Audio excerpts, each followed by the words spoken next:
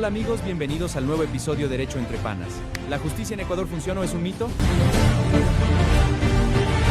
Buenos días, buenas tardes y buenas noches a todas las personitas que nos están siguiendo en nuestras redes sociales como Derecho entre Panas. Mi estimado Christopher, el día de hoy estamos en nuestro quinto episodio de Derecho entre Panas. El día de hoy tenemos un invitado muy especial desde mi percepción, es una persona que realmente yo admiro mucho, la persona que a mí me ayudó cuando pues yo estaba recién caminando en este ámbito del derecho, el doctor Ángel Puyucutín. Mi doctor Ángel Puyucutín, los micrófonos, las cámaras son suyas. Un gusto poder tenerlo aquí en nuestro quinto episodio de Derecho entre Panas. Mi doctor. Un gusto. Qué grato tenerlo aquí. Mi Christopher, empezamos con un Derecho entre Panas. Muchas gracias por haberme invitado a este espacio que ustedes lo hacen hablando de Derecho entre Panas, ¿no? Me parece muy importante para que la ciudadanía, quienes están incluidos en el ámbito jurídico, y no solo aquellos, sino la ciudadanía en general, puedan conocer un poquito más, pues, de nuestros conocimientos, de nuestra experiencia, pues de lo poco que también nosotros conocemos, teniendo en cuenta que en este mundo hay bastante información que hay que seguir conociendo y utilizándose todos los días. Muchísimas gracias, mi doctor. Pues este Derecho entre Panas está siendo grabado y transmitido también por las redes sociales de TikTok y nuestra red social también de nuestra oficina de Trus Legal. Mi doctor, para las personitas que necesitan saber de sus servicios o qué servicios usted implementa, recordar pues que usted ya está en el libre ejercicio. ¿Sus redes sociales o cómo lo pueden encontrar en las redes sociales, mi estimado doctor? Bueno, como introito, podría decirles que ya vengo desempeñando la carrera judicial casi cerca de 20 años. He pasado en la Intendencia General de Policía como secretario, he pasado como secretario de juzgados. Últimamente me desempeñaba como juez de garantías penales y que actualmente hoy ya me encuentro fuera de en otro campo, ¿no? Como es el libre ejercicio. Y pues, ¿qué les puedo decir, compañeros? Mis oficinas se encuentran la oficina 1 en la organización Plaza Asturia. La oficina 2 tenemos cerca del Consejo de la Judicatura. Hemos creado una compañía jurídica que se llama Sinderesis.c. Ustedes pueden digitar Sinderesis.c y ahí van a encontrar todos nuestros servicios y direcciones, así como el equipo que trabaja con nosotros. Perfecto, mi estimado doctor. Pues igualmente, pues las redes sociales es Sinderesis.es. Sinderesis.es van a estar apareciendo en estas redes sociales, pues vayan a seguirlo, temas muy importantes del doctor. Bueno, mi estimado Christopher, lo veo muy callado. ¿Qué le pasa a mi Christopher? El día de hoy, un día muy ajetreado, pero bueno, estamos con el entusiasmo de poder compartir este nuevo episodio, aprendiendo nuevos temas y mucho más que todo, compartir el conocimiento con la ciudadanía para poder ver cómo funciona la administración de justicia en nuestro país. Ojo, que en este caso pues tenemos un tema un poquito, para mí, mi punto de vista, delicado, polarizante. Digámoslo, lo que hace el gobierno de turno, ¿cómo es? Pantallazo. Puro periodicazo. Un tema de periodicazo, la cual es: ¿la justicia en el Ecuador funciona o es un mito? Desde el punto de vista sobre la independencia judicial. Me parece un tema muy interesante en el cual podemos abordar con el doctor Puyucutín, que nos puede inteligenciar y también dar unos puntos de vista de manera generalizada y también un poco de perspectiva personal de cómo se ha ido evolucionando la administración de justicia en nuestro país. Y recordar ahora que pues tenemos a nuestro invitado especial, que en este caso estuvo en los dos lados, tanto en el ámbito de la unidad judicial como ahorita en el libre ejercicio directamente. Pues mi doctor, que en este caso, ¿qué nos podría darnos una introducción en este ámbito sobre la independencia judicial en sí, mi doctor? Bueno, empecemos. Escuché lo que tú dices sobre la justicia, si es un mito o es una realidad.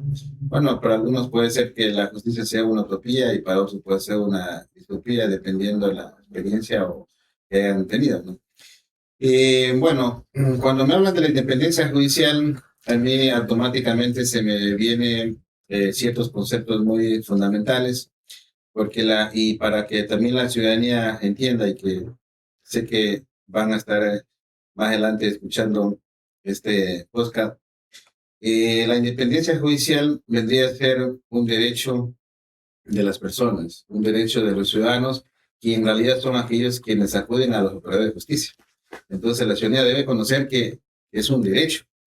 Y cuando hablamos de derecho, no es cualquier derecho, porque la independencia judicial se encuentra reconocido en tratados internacionales como es el Pacto Internacional de Derechos Civiles y Políticos, en el artículo, si no más no me falla la memoria, el artículo 14, establece como un derecho de las personas. Es un derecho fundamental, prácticamente. Bueno, allá voy, porque imagínate tú de que también en la Declaración Universal de Derechos Humanos, en el artículo 8.1, también establece que la independencia social es un derecho humano, ¿cierto? Entonces, en el plano internacional, esto viene a ser un derecho humano.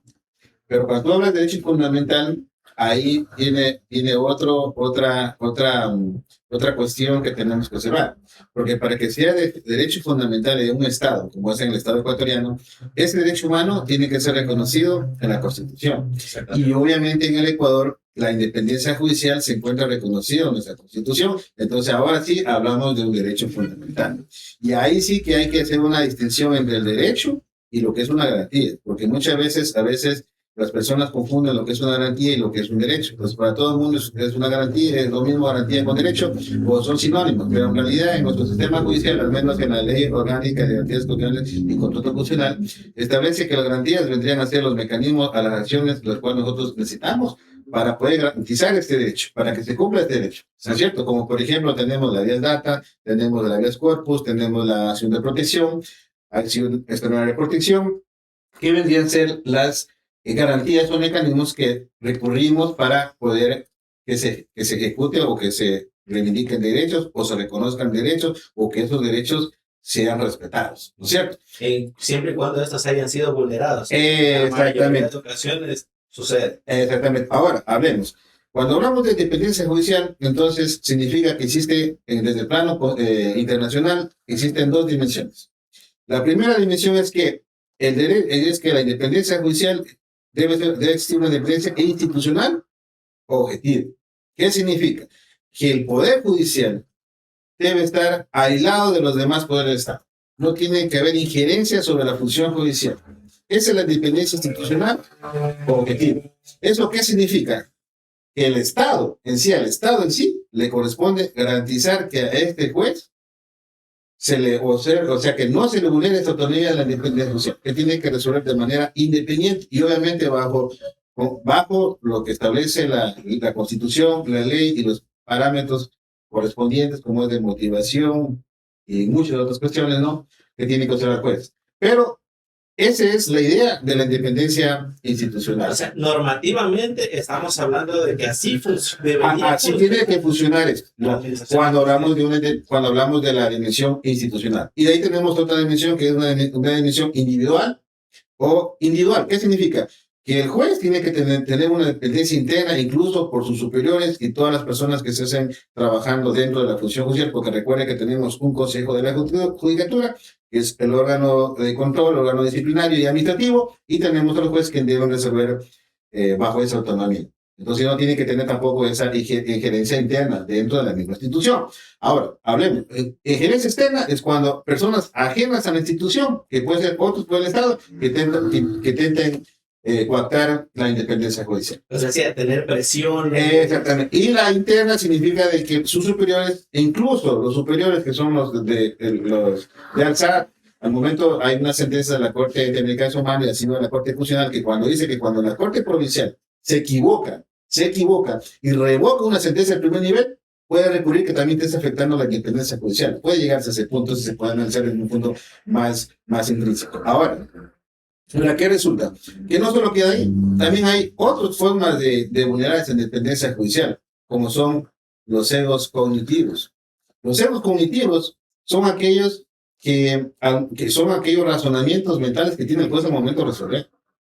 Y ya, yo tengo por ahí un artículo que había escrito sobre el sesgo cognitivo en temas de garantías penitenciarias, donde se hizo una investigación de que muchas veces el hecho de que ya etiquetan a una persona que ha sido condenada, y aparte de eso ha sido condenada con delito grave, entonces automáticamente ya tienes un sesgo cognitivo de que esta persona, por esa etiqueta, ya lo estás condenando, y obviamente que le estás minimizando las garantías, y que porque es grave el delito, pues automáticamente tú piensas que deberías negarle alguna garantía penitenciaria, porque pese a que existen los informes técnicos a favor de esta persona, ¿no?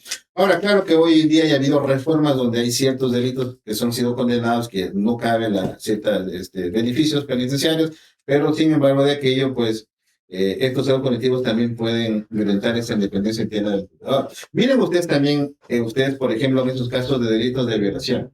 Ya, en los delitos de violación generalmente son aquellos delitos ocultos donde no existen testigos, los únicos intervinientes, obviamente, porque son delitos que obviamente que el violador no va a esperar al público para hacer, sino tiene que buscar lugares donde no haya nadie, solo con la víctima. Entonces, obviamente que hay ciertos sesgos cognitivos donde, por ejemplo, del hecho de que ya anteriormente habían estas cuestiones, y hay sentencias también que decían que, por ejemplo, si una chica iba vestida de manera sexy es porque esta persona buscaba que sea violentada.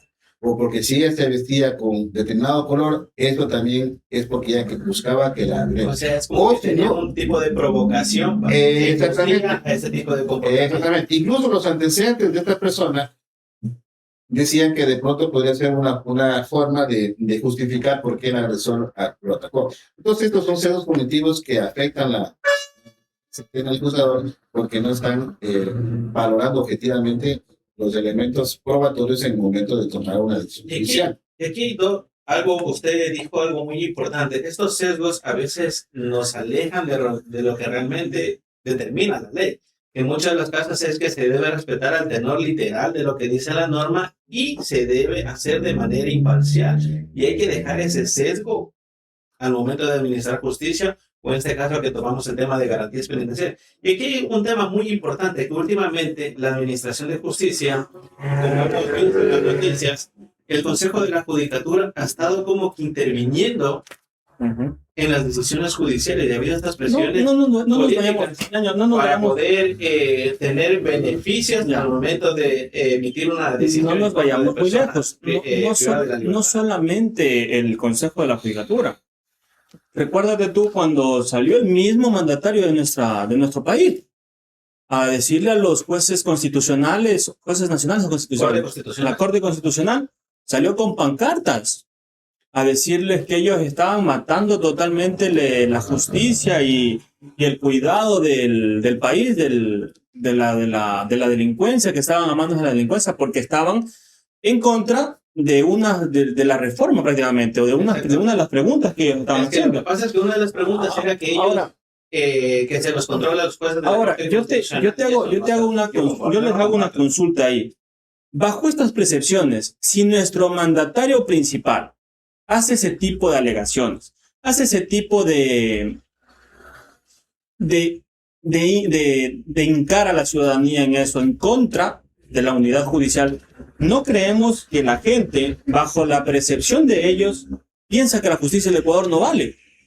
Lo que pasa es que los gobiernos de turno siempre se vuelven populistas porque quieren conseguir ciertos beneficios o quieren conseguir ciertas cosas que realmente y tienen que pasar por el filtro de la Corte Constitucional. Y la Corte Constitucional, al ser garantista y la única que puede interpretar de qué procede o no de acuerdo a la Constitución, entonces estos bloqueos que a veces ha emitido la Corte Constitucional es lo que no le gusta al Poder Ejecutivo. Y es por eso que en una de esas preguntas era que quería reformar para que la Asamblea pueda ejercer control político sobre los jueces de la Corte Constitucional, para lo cual me parece algo absurdo que siempre la independencia judicial no debe ser tocada ni debe ser presionada por los otros poderes políticos, que en este caso los principales es el Ejecutivo y el Legislativo.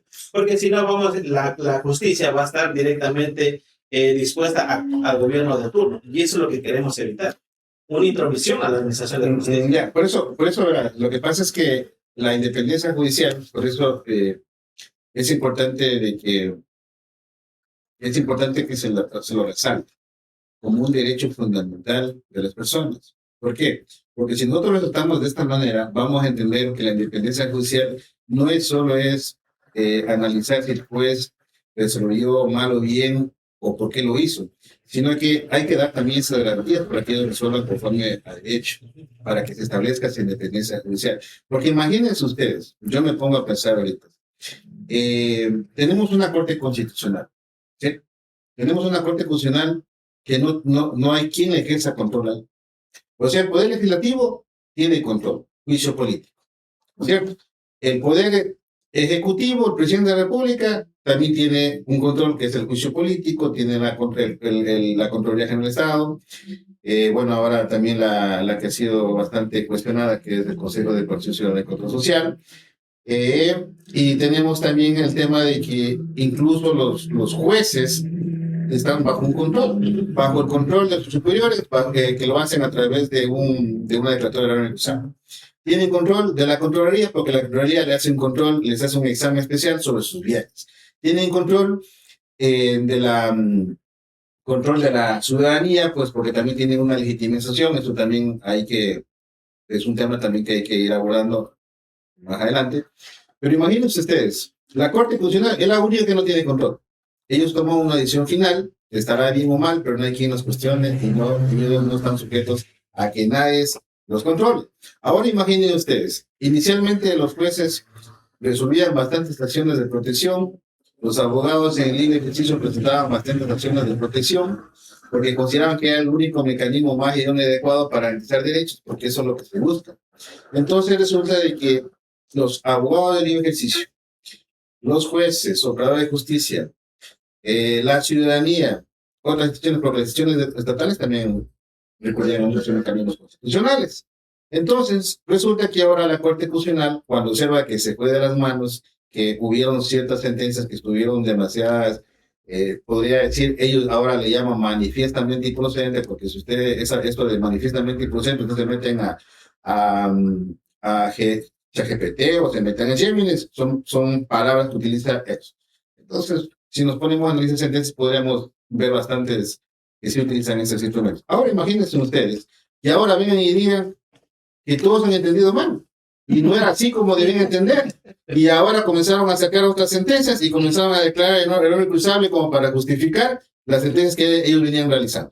Hay estas sentencias que realizó muchos de sus jueces de la Corte Constitucional. Y ahora imagínense, yo entiendo, me pongo los zapatos de los jueces que están ahorita trabajando, ¿no es cierto? Cuando van a conocer una acción de protección, cuando van a hacer un checklist de una acción de protección, cuando van a hacer luego el checklist para poder admitir a trámite la acción de protección y luego para luego atender el fondo de asuntos y cumplir los principios estos principios para que sean aceptadas dentro de la audiencia de acción de protección, se emite una sentencia, se van a poner a pensar, o sea, imagínate ustedes que dirán, bueno, yo voy a resolver esta acción de protección, pero yo no sé cómo a futuro vayan a pensar la Corte Constitucional, porque imagínense que si sentencias que se han venido dando ahora, que te dejan sin efecto, incluso sentencias que están en fase de ejecución, después de 10, 15, 20 años, vean hoy día, se han equivocado.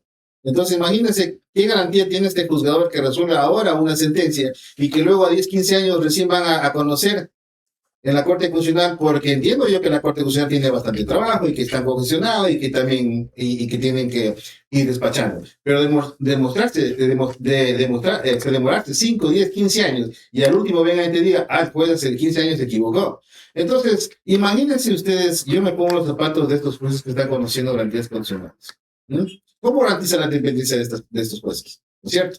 Entonces, imagínense, por otro lado también, dense en cuenta ustedes también que incluso hasta el sueldo que ellos tienen ahí, que es mucho menor si nos ponemos en comparación de otros países, como por ejemplo en otros países, bueno, para no dar nombres, pero hay otros países que tienen mejores sueldos, mejor calidad de vida, frente a los jueces de jueces en el Ecuador. Imagínense ustedes, yo me pongo a pensar, un juez que gana, dicen porque ellos ganan, obviamente que ellos están ganando sobre superan lo que es el sueldo básico, ¿no es cierto? Cualquiera que gana un sueldo básico, usted gana bastantísimo. Claro. Pueden imaginarse ustedes que ahora hay muchos jóvenes que ingresan a la carrera judicial. Cuando hubo el concurso de restitución, los últimos entraron bastante jóvenes. Hubieron jóvenes de 28, 29, 30 años de edad. ¿Sí? Ya. A esa edad, claro. ¿No es cierto? Entonces, un muchacho joven que recién entra como abogado, imagínense ustedes que recién está empezando no solo en la vida judicial, sino en la vida económica, su familiar. Entonces, esta persona, imagínense que se compre una casa que le cueste, por ejemplo, de acuerdo a su status quo, ¿no es cierto? Porque tiene un status quo diferente. La casa mínima ahorita Que le pague, también. mira, imagínate que se compra una casa de 70,000 a 100,000 dólares y lo compra con el BIES y terminas pagando a lo mucho en 10, 12 años, ¿no es cierto? Que es para poder cancelarlo más pronto. Y pagas un sueldo de 1,200, 1,300 dólares mensuales. Lo pagas al BIES, 1,300 dólares. ¿Cuánto le queda al juez? Porque el juez, con todos los descuentos que le realizan, termina cobrando por ahí unos 3,100, 3,200 dólares. Ya. Y si él compra una casa, porque estamos hablando de un juez joven que se compra una casa que le va a pagar 1,300 dólares mensuales, ¿cuánto le va a terminar cobrando el sueldo? Él va a terminar cobrando 2,000 dólares. 2,000 dólares, ¿no es cierto? Entonces nos damos cuenta que alguien dirá, pues no, pues los tendrán también que reajustarse sus gastos. Es que esa no es. Entonces, imagínense, frente a unos jueces que tienen que estar al frente, tomando decisiones fuertes. Bueno, ahora ya tenemos tenemos ya jueces especializados en licuazonizada, pero anteriormente no. Y no todos van a licuazonizada. Entonces, cada ciudad tiene sus peculiaridades, tienen los delitos graves, menores, pero imagínense lo que está enfrentando el juez, que muchas veces incluso ya se ha dado cuenta también que incluso no tienen ni siquiera seguridad individual, y los jueces que han tramitado seguridad individual les ha tocado pagar en su bolsillo los viáticos de seguridad individual. Entonces, estas cosas de aquí no sabe la gente. No sabe. Entonces, por eso es bueno también que la ciudadanía sepa que la defensa judicial no solo es una obligación de ese juzgador, ver que se cumpla con esa defensa judicial. La defensa judicial es una garantía, es un derecho que le corresponde al Estado garantizarlo, ¿no es cierto? Exactamente. Y si es que no se garantiza la independencia judicial, van a haber todos esos temas. Van a haber esos temas que ejercen influencia contra los jueces. Injerencias políticas, no solo injerencias políticas, sino también injerencias mediáticas, porque hoy en día también los juicios pasan a la palestra de los medios de comunicación. Y redes sociales. Y las redes sociales, obviamente, con las redes sociales son temas mediáticos que de sí ya están poniéndole una sanción a las personas. Y ha pasado muchas de las veces que en las redes sociales ya se condena, ya se juzga, ya incluso hasta ponen penas de muerte sin que realmente se haya ejecutado todo un proceso jurisdiccional. Entonces, este tipo de ejemplo, como a la palestra de las redes sociales, la mayoría puede emitir su criterio, y cuando un administrador de justicia resuelve conforme a las pruebas que constan dentro del proceso, no le gusta a la ciudadanía, piensen que el juez es responsable, pero si nos vamos a la realidad procesal, no existen elementos No nos vayamos muy lejos, ñaño. a este tipo de personas y sancionarlas como se debería. En el caso del toque de queda, ¿qué pasó en el toque de queda? Cogieron como 300 personas, nos dijo el doctor Oscar Salcedo ese día del podcast anterior. Aquí le mandamos pues un grato saludo a mi doctor Oscar Salcedo, nuevo presidente. Nuevo presidente del Colegio de Abogados. Y mi doctor también está, ¿no? También está usted para... Bueno, claro, bueno, ya hacen una pausa del tema de la independencia social. Sí, efectivamente, Oscar Salcedo está como precandidato para presidir para las elecciones de presidente de la Colegio de Abogados. De ahí yo también recibí la oferta para hacer la invitación. Pero mejor vámonos nosotros a hacer nuestro propio partido político. Mentira, mi doctor Oscar Salcedo, pues. En este pequeño espacio hay que recalcar algo importante. El Colegio de Abogados de Santo Domingo solo existe de título, más no de acción realmente. Pero ya lo vamos, eso es lo que eso nos hace falta. Vamos. Vean, realmente el grupito que está formando esta lista no es solo de ahora, sino que se venía conversando anteriormente. ¿Por qué razón? Lo que tú acabas de decir. Lo que pasa es que se desconceptualizó también. porque supone que es en defensa del gremio de los abogados. Yo hasta ahora no he visto que presenten una acción de protección a favor del gremio de los abogados. No. Entonces, he visto, por ejemplo, cuando hubo el tema de este control que le hicieron a la Agencia Nacional de Tránsito y se suspendieron ciertas páginas de internet, ciertos sistemas y que no se podían ingresar, ¿no es cierto? Pero quien a la final de cuentas, quien fue afectado aquí fue la ciudadanía, y no solo la ciudadanía, sino también el gremio de abogados. Porque imagínense cuando los abogados teniendo las órdenes de libertad para llevar un vehículo, ¿cierto? Con orden del fiscal, orden del juez, ¿no es cierto? Y cumpliendo con todos los requisitos, y resulta de que el último no te devolvían, no te liberaban el vehículo, porque resulta de que el sistema, como no estaba activo, entonces ellos no podían hacer una verificación y por eso no podían devolver. ¿Y qué pasó ahí? Una afectación no solo para el ciudadano, sino también para una afectación para el gremio de abogados, porque los abogados también viven de esto. De hecho, es su profesión. Entonces, y el abogado también tiene que responder, porque el abogado también está siendo controlado, tiene un control con su cliente, ¿no es cierto? Y resulta que su cliente dice, o sea, el abogado es malo. Y no es que sea el abogado malo, sino que simplemente hay una cuestión general donde una persona ha tomado, o varias personas han tomado la decisión de en este caso, el problema estatal cargará al ciudadano. Cuando en realidad la carga estatal no, por nunca se le puede cargar al ciudadano.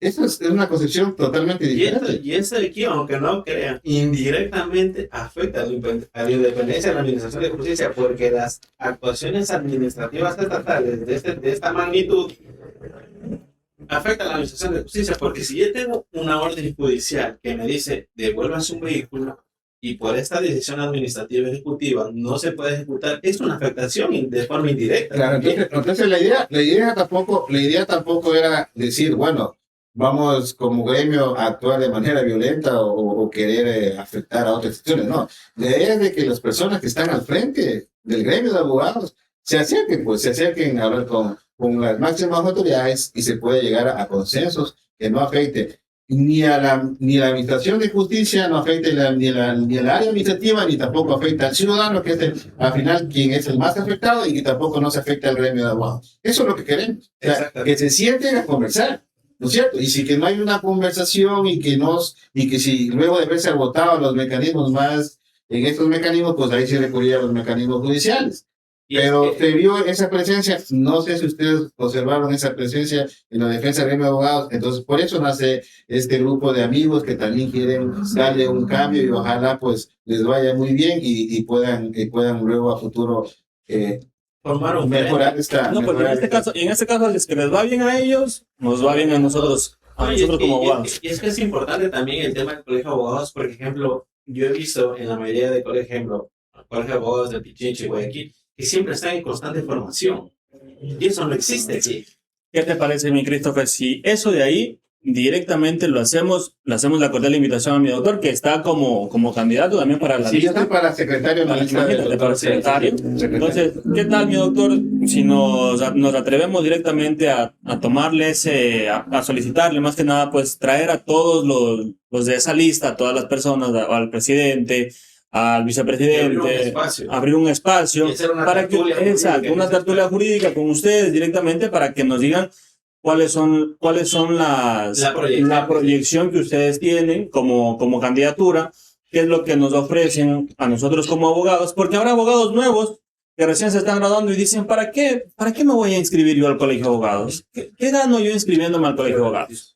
Entonces, ¿qué le parece, mi doctor, si le hacemos esa cordial invitación a ustedes? Pues, y si es que el doctor Oscar Salcedo, que es uno de nuestros grandes seguidores, también nos está viendo, le hacemos una cordial invitación para el próximo podcast, que creo que también las elecciones ya se vienen, ¿no? Sí, ya se viene. Ya en abril, entonces. De hecho, ya está en el trámite para que ya se formalice. Ya no quiero ver mi credencial. ¿Y ya sacaste la credencial? Ya sabes. Quiero verla.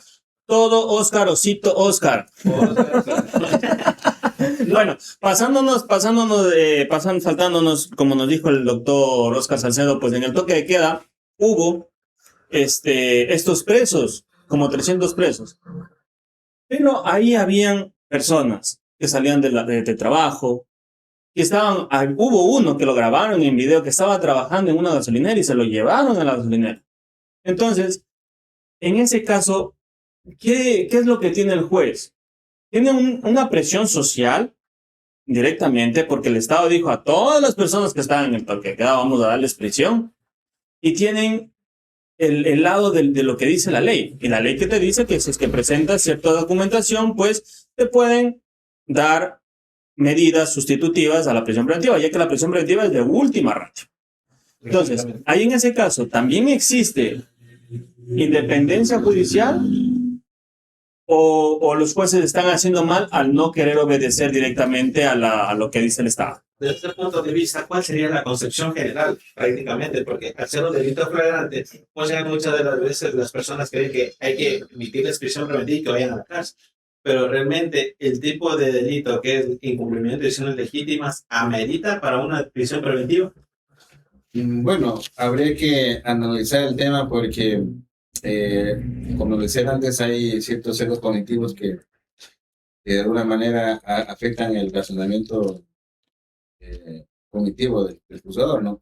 Y dentro de esos estudios que se realizan, pues hay unos sesgos de anclaje que le llaman. El sesgo de anclaje es cuando la primera información que tiene un juzgador, como usted lo decía, frente a un gobierno donde está poniendo como políticas públicas el tema de luchar contra la delincuencia y más que todo con la delincuencia organizada, y que de pronto lo hace mediático el tema y que el toque de queda viene a ser una de las medidas, ¿no? Y estas medidas pues también tienen que cumplir ciertos fines constitucionales, ¿no? Porque no todas políticas públicas es de coger y establecerlas, porque cumplen ciertos requisitos. Hay una finalidad que es una finalidad constitucional que sea válida constitucionalmente. Y que y obviamente el tema mediático y habría que analizar también que está funcionando, ¿no? Porque imagínense ustedes, se supone de que es para minimizar la delincuencia organizada y resulta que terminas metiendo preso a trabajadores, metiendo preso a quienes están saliendo a esas horas de trabajo, a las 11 de la noche, ¿no? 11 de la noche yo recuerdo que estaba viniendo de otro cantón y tuvimos que venir a la velocidad para poder llegar a Santo Domingo y antes del toque de queda.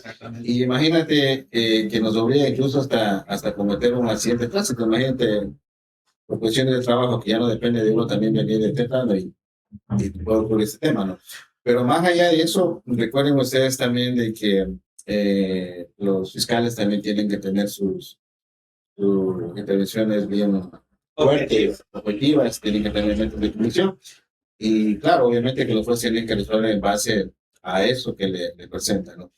Tengo entendido que aquí en Santo Domingo hubieron bastantes personas detenidas, pero me parece que los que yo escuchaba es que los fiscales, dependiendo de cada caso, han ido pidiendo hasta investigaciones previas, hasta medidas. O sea, en este caso aquí en Santo Domingo, directamente también hubo objetividad por parte de la Fiscalía.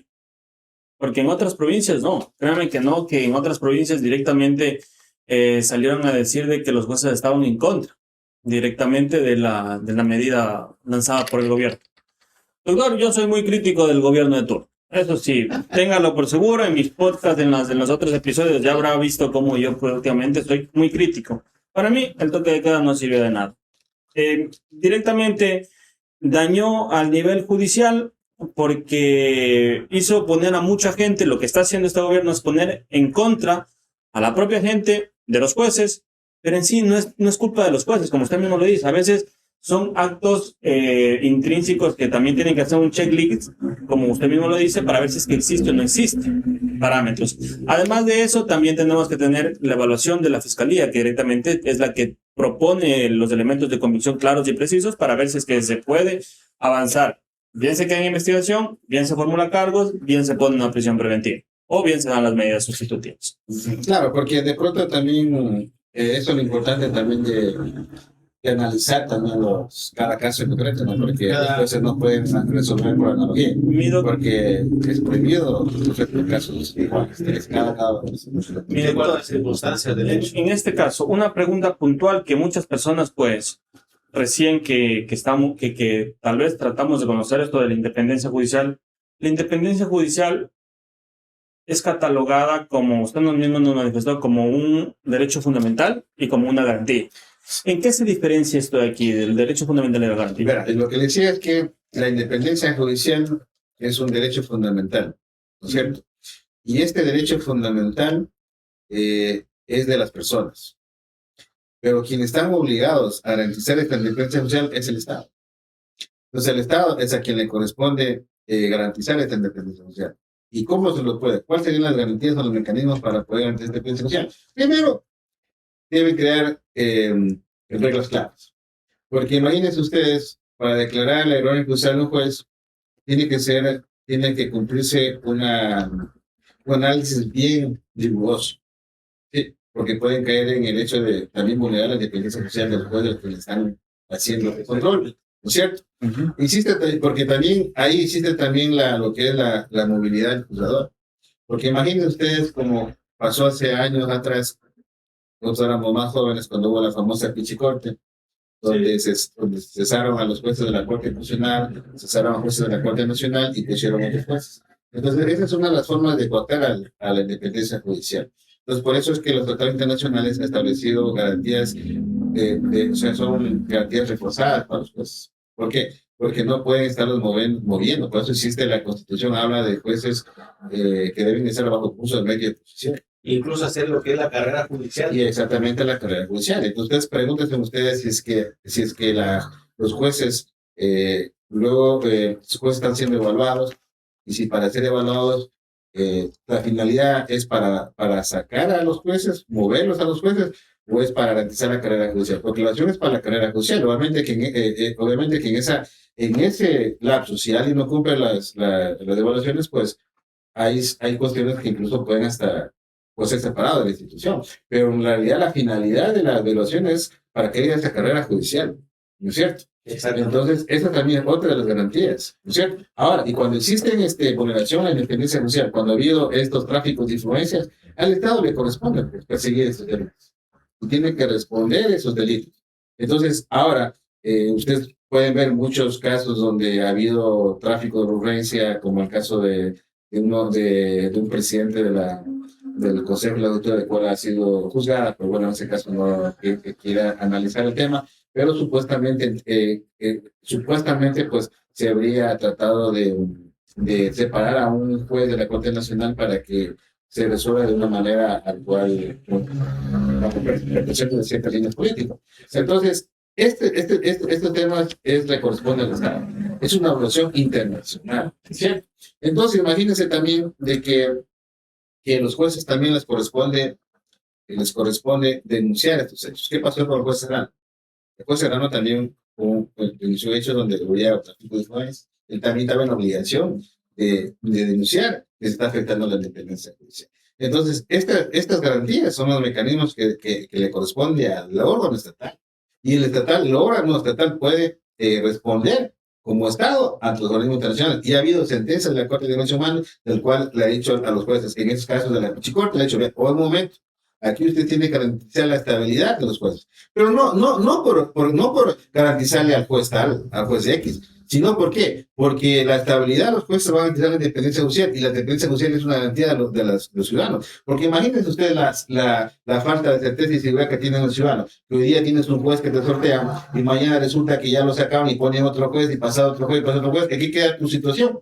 ¿En qué situación jurídica? ¿No es cierto? Entonces, por eso, la movilidad, la inmovilidad de los jueces no es que es para a lo mejor protegerle a este juez como persona actual, sino para garantizar los derechos de las personas. Esto debe entender la gente. Entonces, cuando entendamos este concepto de la independencia judicial, entonces ahí nos vamos a dar cuenta cuál es la perspectiva internacional por el cual se pretende es proteger este derecho constitucional.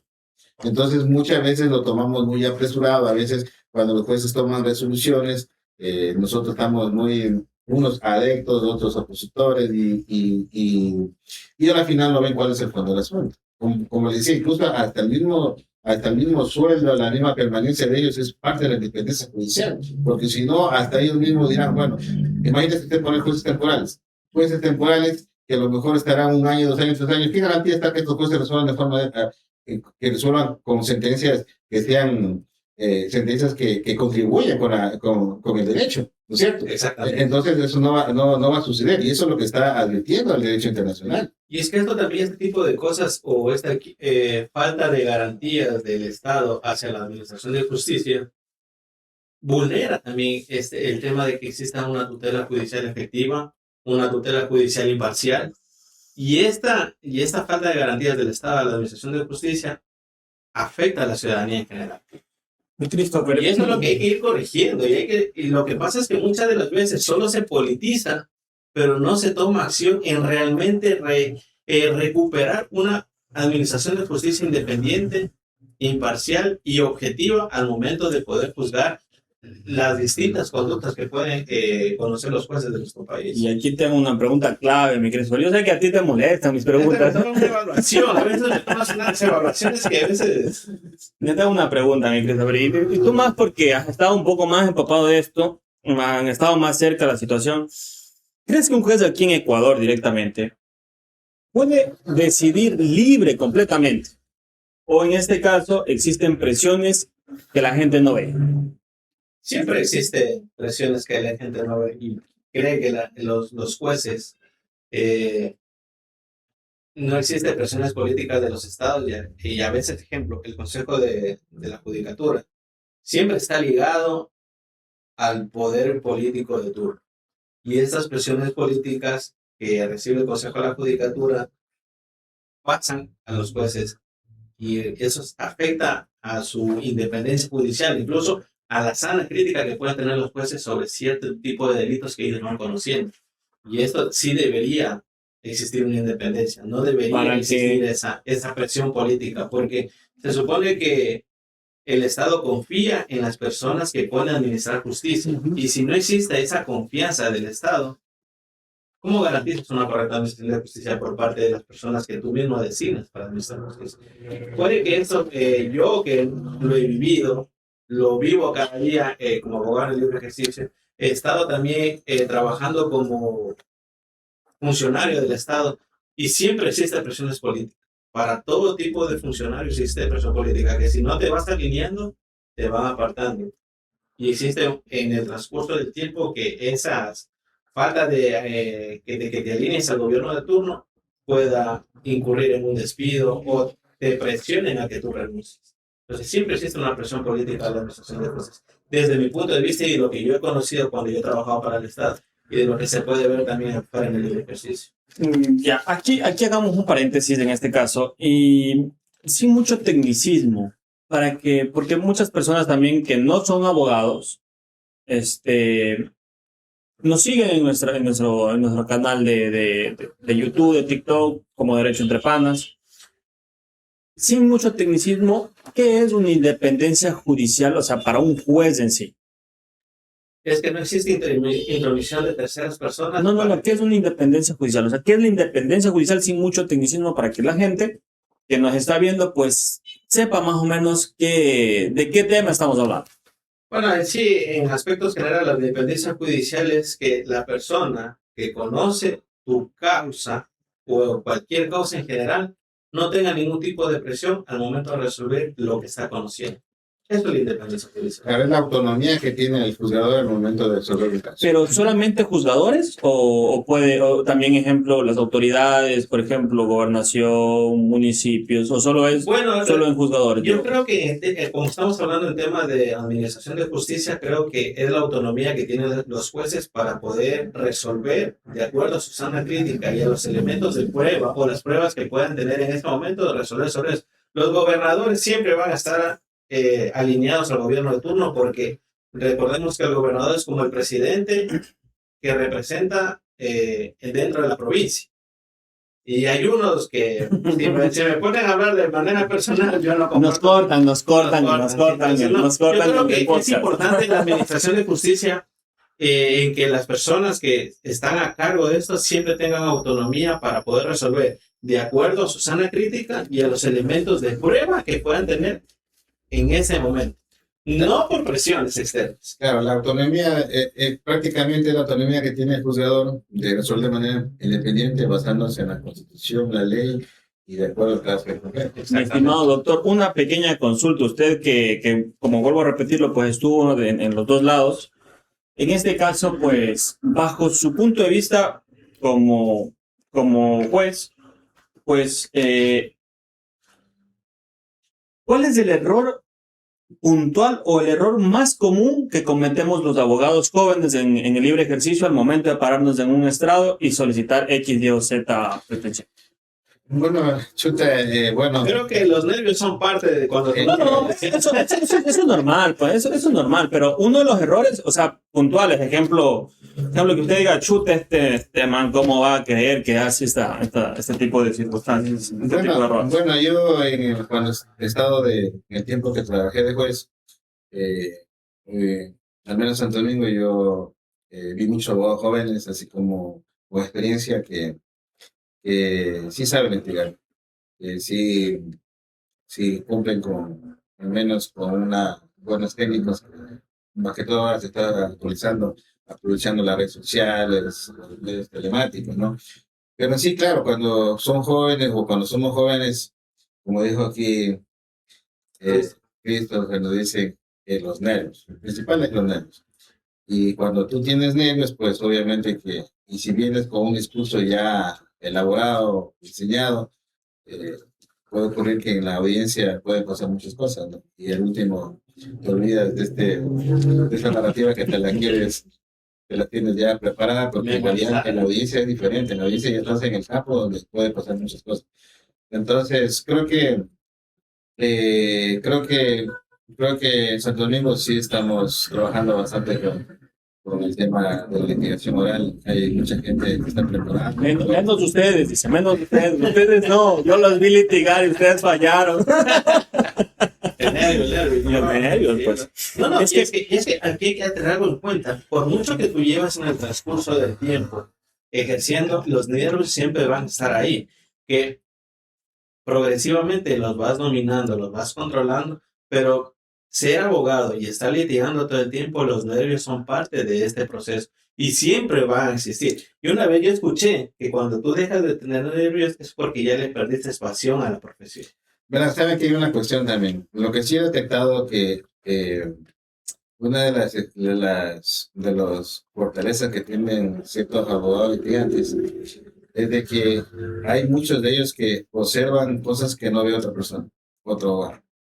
Te pones a leer el proceso, te pones a escuchar las intervenciones, los testimonios, y hay abogados que detectan cosas que no detectan otros.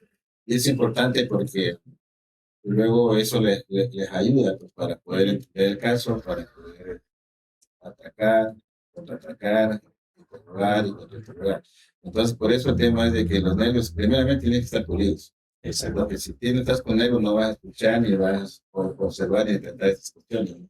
Y que puede estar ahí, así en la vista. Y muchas veces, porque imagínense ustedes, dense cuenta ustedes como, yo siempre hago esta metáfora del partido de fútbol.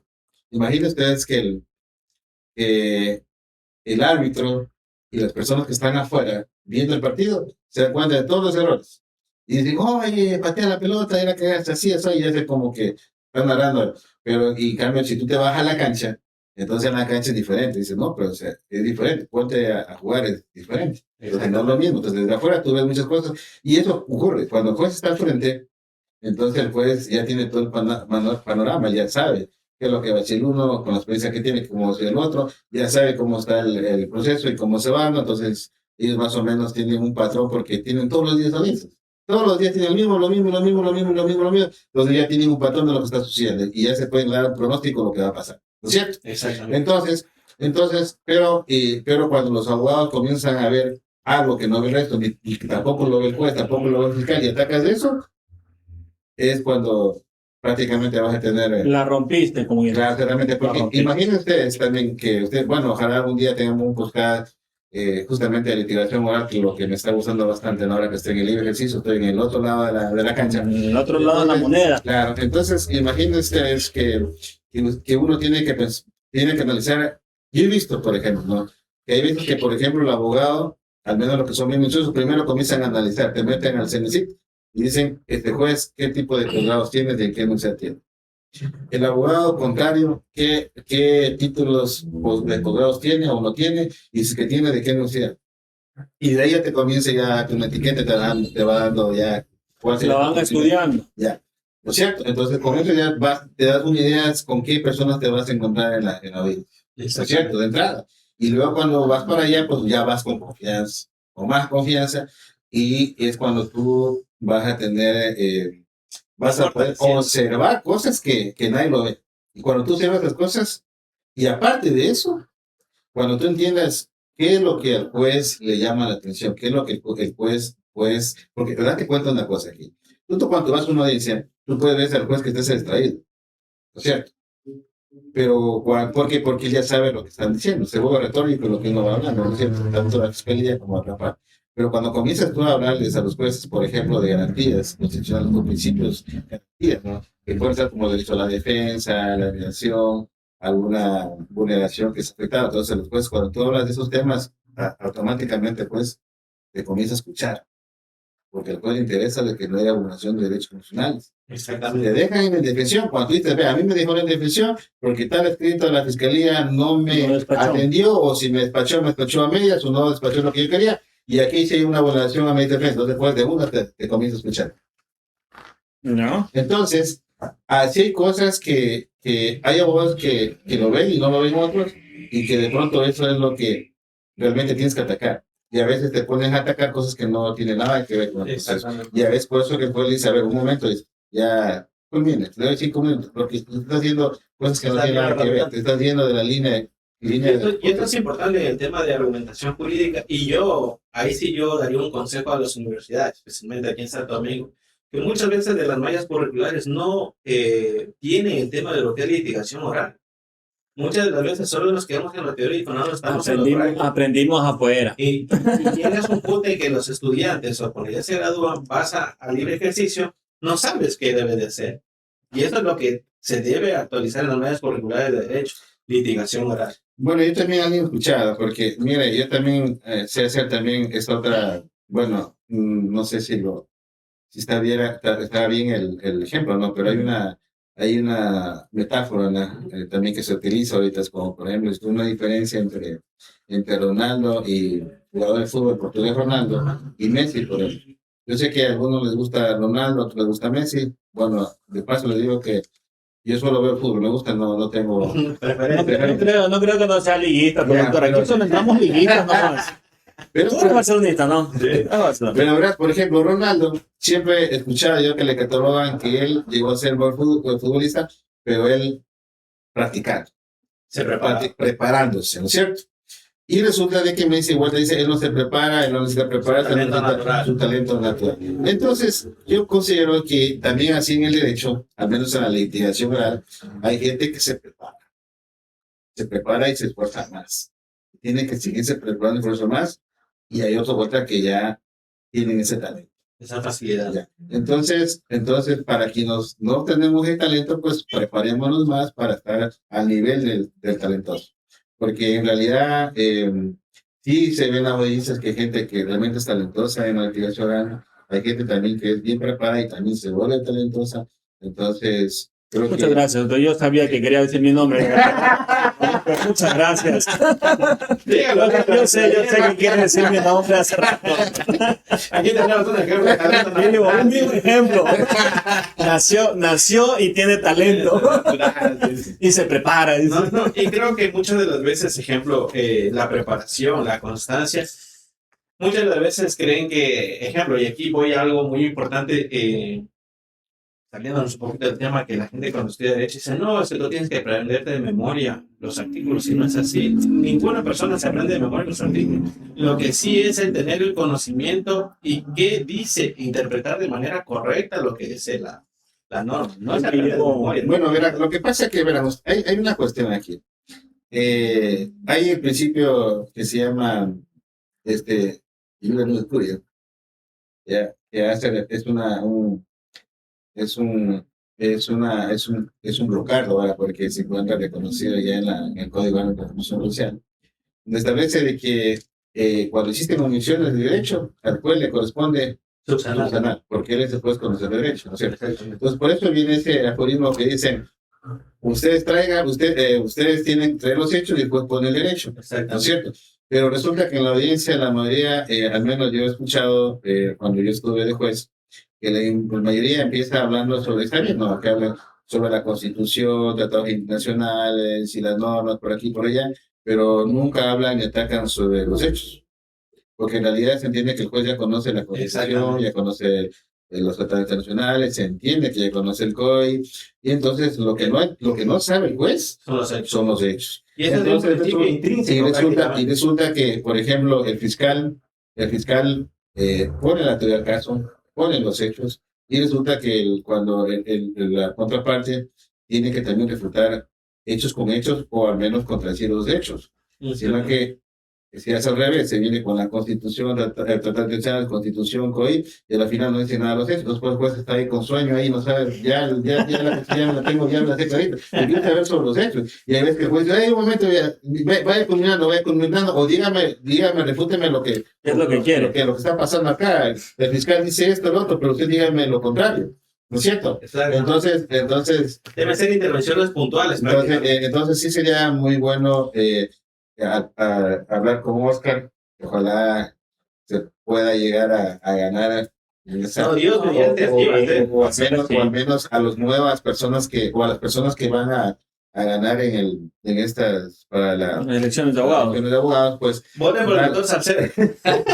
para mocionar de que se vayan haciendo estos tipos De academias. de academia así de, claro, o sea, estos seminarios, estos cursos, pero que sean con personas bueno, hay mucha gente que conoce el tema, pero que no sean conflictivos, o sea, que vengan y enseñen lo que realmente se requiere para la práctica, ¿no? Porque yo conozco muchos que son muy buenos y que a lo mejor no quieren decirlo todo, y hay otros vuelta que saben bastante, no son humildes y dan a entender que saben mucho y tratan de minimizar el resto. Entonces la idea no es eso, sino hay que personas que quieran compartir con sus conocimientos y que también quieran que estas personas que van a aprender o se van a utilizar lleguen a ser tan talentosos como ellos. Yo creo que aquí también este tema del colegio de abogados sería muy bueno también, ejemplo, no solo es el tema de abogados, sino también los administradores de justicia pueden impartir este conocimiento de manera generalizada, porque muchas de las veces, ejemplo, ahorita yo me di cuenta de algo más importante, que realmente el principio 9 ius curia es un principio intrínseco en la administración de justicia que ya se conoce. Y muchas de las veces nosotros como abogados nos concentramos tanto en aplicar leyes que no estamos aplicando realmente, combatiendo lo que es el principio de contradicción, que son los hechos. Los hechos. Eso es lo que fundamenta realmente. Y por eso también a veces en este sentido, pues mucha gente tal vez se pone a malentender y dice, bueno, chuta, el juez no para bola, está incurriendo en vulnerar el derecho a la independencia judicial, pero si te pones a hablar de leyes que el juez pues prácticamente sabe todos los días, de casos que va a ver todos los días, o sea, es obvio pues que el juez ya sabe la ley. Entonces a veces también los abogados cometemos ese error, más que nada en ese sentido. Entonces, eso pues mi estimado doctor. Y la pregunta del rigor. No vayas a lanzar esos puñados. Terrible. Mi Christopher pasa es temerario. Mi estimado Christopher. De lo que hemos hablado en sí, la preguntita pues que se me honda en la cabeza. Para ti, ¿es necesario tener este tipo de evaluaciones a los jueces o no? Desde mi punto de vista, todos los funcionarios públicos deben ser evaluados. Uh-huh. Pero si existe un tipo de deficiencia, el Estado debe proporcionar o efectuar preparaciones en conocimiento para ir mejorando este tipo de falencias, porque no puedes coger, bueno, este de aquí tiene una calificación y ya lo vas a hacer, no, listo. Por ejemplo, para mí, desde mi punto de vista, y tal vez puede que yo me equivoque, si hay situación se evalúa a los administradores de justicia y veo que hay una falencia, yo tengo que prepararlo para corregir esto. ¿Crees que existirán algunos jueces que reprueben que reprueben en sí este tipo? Puede que sí, puede que no. Eso Lance nombres, doctor. no, jamás. Lance No, nombres. no puedo dar nombres ni nada por el estilo porque las evaluaciones las determina el Estado y el Estado tiene sus parámetros para poder evaluarlos. Pero yo creo que siempre debe el Estado también darles una preparación continua a los administradores de justicia, porque así como el derecho va evolucionando, también el Estado debe ir a la par y capacitando también a los administradores de justicia. Mi estimado No doctor, dejarlo de manera particular, sino garantizar este deber judicial con una preparación académica constante de los administradores de justicia. perfecto. Eso desde mi punto de vista. No sé, doctor, usted Ahora cuál es su mi criterio en ese doctor, aspecto. no, o sea, son criterios, no nos, ya tenemos pues prácticamente ya más de una horita, pues grabados, pues muchísimas gracias. Mi estimado doctor, para usted la pregunta del rigor. Desde su punto de vista, cuando usted trabajaba en la función judicial, ¿qué presión puede enfrentar un administrador de justicia en su día a día? Bueno, verá, para los jueces existe una carga enorme. Existe una carga enorme de trabajo. Están con bastante carga de trabajo, más que todo ahora que han ido saliendo muchos jueces a nivel nacional. Hay judicaturas donde no se cumple con los porcentajes mínimos, porque es poblacional, ¿no? Entonces hay judicaturas donde conocen, como aquí en Santo Domingo, se han reducido los jueces, aumentado también el tema de contravención de tránsito, que ya aparecen más cosas de contravenciones que de delitos. Entonces es un trabajo bastante abrumador. Entonces también es bastante cansado también. Mi doctor, ¿cree que el Estado les está impartiendo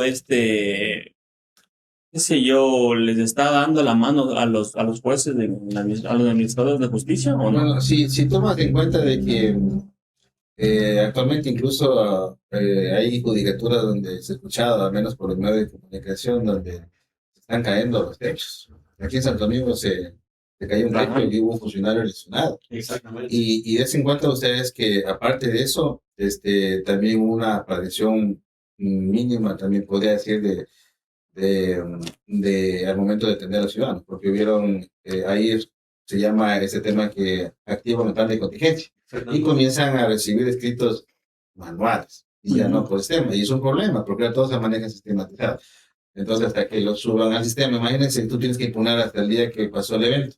Lo impugnas, te lo reciben a mano y resulta que al siguiente día lo suben al sistema y pueden haber problemas en el cual pues no admite trámite porque está extemporáneo, pero luego van a revisar y te cuenta, no, que se lo ha presentado a tiempo, pero fue a mano y lo damos al siguiente día. Y ese tiempo también recurre de que al abogado en defensa de su cliente presentaba un escrito pidiendo, mira, hay un momento, pues yo sí le presenté un escrito con tiempo, pero hasta eso ya pasa tiempo. Porque ellos también tienen bastante trabajo, hay menos personal, más carga procesal, y hasta que me despache nuevamente mi escrito, pues va a pasar un tiempo. No, sí existe bastante carga. Entonces yo considero de que el trabajo de la independencia judicial es como les digo, al ser esto un derecho de las personas, un derecho fundamental, hay que trabajar bastante para ello. Yo sé que hay lo que decía inicialmente, hay una utopía de justicia para uno, una utopía de justicia para otros, pero en realidad hay bastante que trabajar. El sistema, por más leyes que existan, no va a funcionar si las personas no, o sea, el cambio debe ser en las personas, en el individuo, no en el sistema. Porque si ustedes recuerdan ustedes, en el sistema de Estados Unidos existe una constitución que tiene algunas enmiendas, pero no tiene reformas y tampoco hay nuevas constituciones. Entonces, se encuentra que no es la norma, no es la ley, sino es las personas. O sea, no es el sistema, sino es la persona. Perfecto. Pues bueno, mi doctor, muchísimas gracias por este espacio que nos ha brindado usted. Pues igual, dígales la cámara suya, pues si quiere dejar números de contactos, redes sociales, algún consejito que quiera darle a la ciudadanía que nos está viendo, aparte del consejo que tienen que votar por el doctor Óscar Salcedo en las votaciones de los abogados. Pues la cámara y el micrófono son totalmente suyos, mi doctor. No, más bien yo agradecerles a ustedes por la invitación. Les felicito de que tengan ese espacio para que vayan haciendo conocer a la ciudadanía sobre el derecho y sigan adelante. Si me pongo yo a dar sobre mis datos, más estaría yo haciendo una publicidad, más bien No, es felicitarles a ustedes por esto y que sigan adelante y ojalá sigan invitándonos para otros eventos posteriores. No, mi doctor, ya quedamos ya. Sí, sí, La sí. próxima vez que usted venga va a venir con la lista A, decían en mi colegio. Con la lista A venir a dar las propuestas. Mi estimado Christopher, una vez más tenerte aquí, hermano. Ay, con gusto. Mi doctor. Pero recuerde que esto de aquí quedó en Derecho entre Panas. Gracias por estar con nosotros en Derecho Entre Panas. Esperamos veros pronto. No te olvides suscribirte en todas las redes sociales